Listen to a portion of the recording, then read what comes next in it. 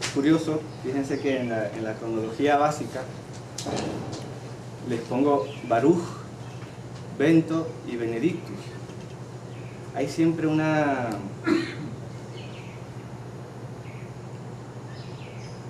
cierta indeterminación en el nombre de Spinoza, y todavía en el ámbito ibérico podemos ver que lo puedan escribir con S, Spinoza empezando con la E, o con Z al final. Al final el Spinoza con Z, como se usa mayoritariamente, ahí hay un esfuerzo de Spinoza el ciudadano para hacer su nombre de clara herencia ibérica más común fonéticamente para su Holanda.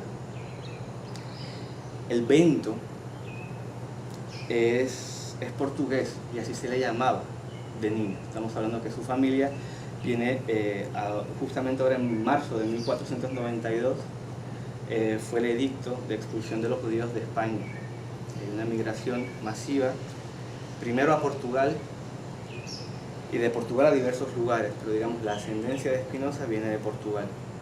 En su hogar se hablaba portugués, pero el idioma culto en su entorno, en su hogar, era el español. No tenemos ninguna obra de Spinoza en español, pero una de las posibles teorías es que el origen del Tratado Teológico Político es un texto llamado la Apología. Se dice que la Apología sí podía haber estado escrita en español. ¿Qué era la Apología? Pues la Apología de Spinoza frente a su excomunión. El holandés lo fue aprendiendo poco a poco, pero no fue un idioma que él manejara en su perfección. Digamos que hay una obra que se descubrió en el siglo XIX que se llama el Tratado Breve, que solamente tenemos la edición holandesa. Hemos perdido la edición en latín, pero damos por supuesto que esa obra se escribió primero en latín. El Tratado Breve sería una protodea, un modelo de una protoética, ¿no? Un modelo previo de lo que hace la ética. Y el español, Spinoza lo habló siempre porque además era el lenguaje culto entre los marranos. Spinoza tenía en su biblioteca a Quevedo, a Góngora, a Cervantes. Cuando trabajó el Tratado Teológico Político, Spinoza fue elaborando una gramática hebrea. El hebreo lo conocía bien. Entonces estamos hablando de una figura profundamente europea y apostando por una Holanda muy particular. Sus esfuerzos del tratado político no pudieron con las luchas religiosas y no pudieron con la desestabilización del gobierno republicano de Jean de Ville. Cuando se habla de un gobierno republicano, en este caso sería lo más parecido a un gobierno federal descentralizado, donde había lo que se llamaban grandes pensionarios. La historia de Jean de Ville acabó con Jean de Ville descuartizado por la masa.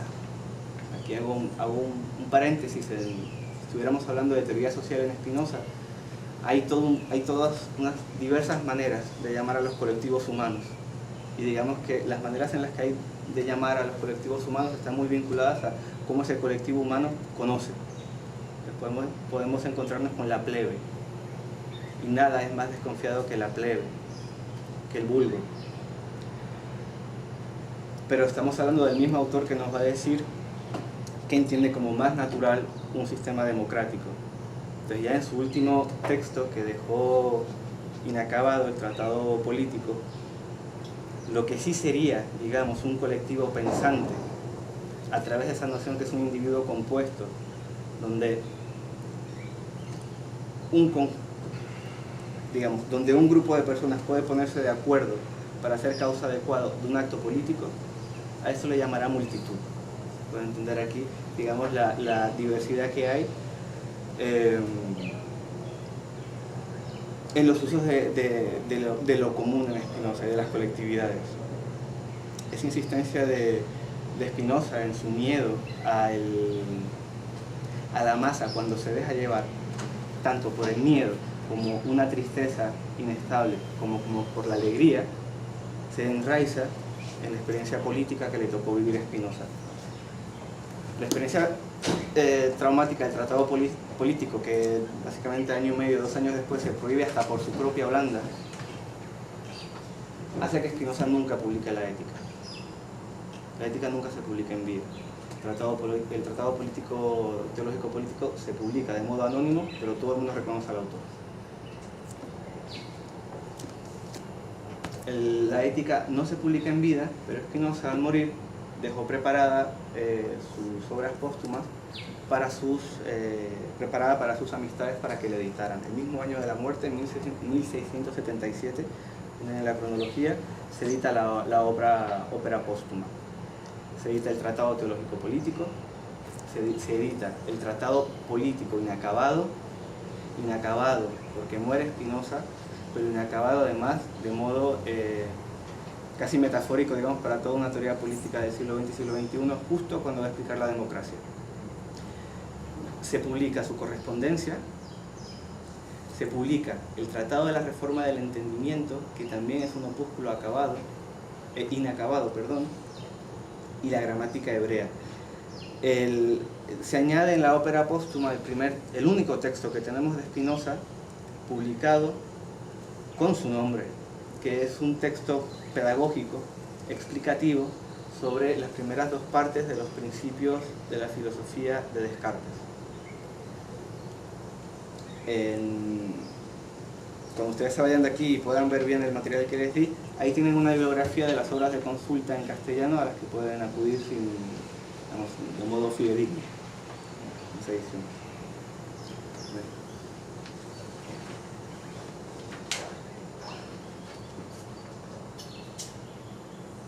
Me voy a permitir leerles este poema. Este es el último poema que Jorge Luis Borges le dedica a Spinoza. Baruch Spinoza. Bruma de oro. El occidente alumbra la ventana. El asiduo manuscrito aguarda, ya cargado de infinito. Alguien construye a Dios en la penumbra. Un hombre engendra a Dios. Es un judío de tristes ojos y de piel cetrina. Lo lleva el tiempo como lleva el río, una hoja en el agua que declina. No importa. El hechicero insiste y labra a Dios con geometría delicada. Desde su enfermedad, desde su nada, sigue eligiendo a Dios con la palabra.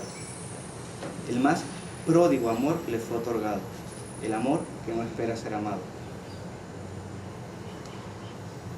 Mediante este texto hay 2 cosas que me gustaría resaltar, de las cuales en el fondo ya he hablado. Estos versos 2 y 3, ese asiduo manuscrito aguarda, ya cargado de infinito. Este texto aguardó en el escritorio de Spinoza hasta su muerte, y lo que se encuentra el lector al empezar a leer la ética es nada más y nada menos en su primera parte el esfuerzo de acotar lo infinito, un texto que pretende explicar nada más y nada menos que lo infinito.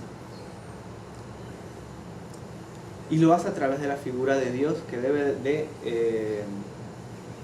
consternar a más de un lector que se acerca a una ética y lo primero de lo que le hablan es de Dios. Teniendo en cuenta la cercanía del pensamiento cartesiano, lo puede extrañar, ¿no?, que esa primera verdad, que sería el sujeto cognoscente cartesiano, no aparece. Y les digo más, en la primera parte de la ética, realmente lo humano no aparece. Lo que vamos a tener en la primera parte de la ética va a ser los fundamentos de una filosofía de la necesidad, y vamos a tener una teoría de la causalidad múltiple, a diversos niveles.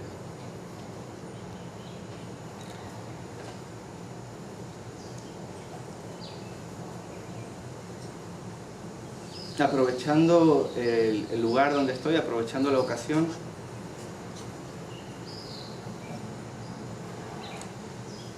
los últimos versos del poema de Jorge Luis Borges, el más pródigo amor le fue otorgado, el amor que no espera ser amado, tuvieron un eco en un profesor de este departamento de filosofía, que se encuentra entre los fundadores del departamento de filosofía, que es don Ludwig Schajowicz.